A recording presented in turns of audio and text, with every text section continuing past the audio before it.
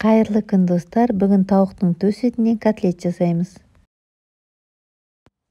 Ең бірінші филемізді видеодағыдай ұсақтап турап аламыз.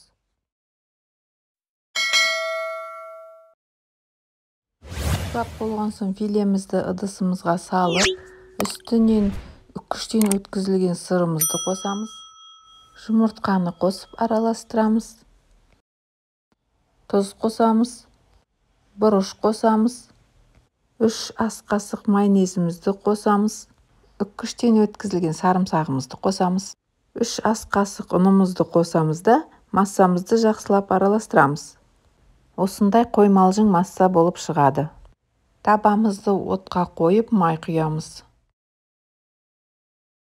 Майымыз қызған кезде 1 ас қасықтан салып, 2 беті қызарғанша аудара отырып пісіріп аламыз.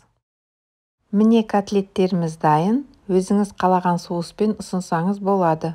Сонымен қатар қонақ дастарханына холодный закуска ретінде салсаңыздар да болады.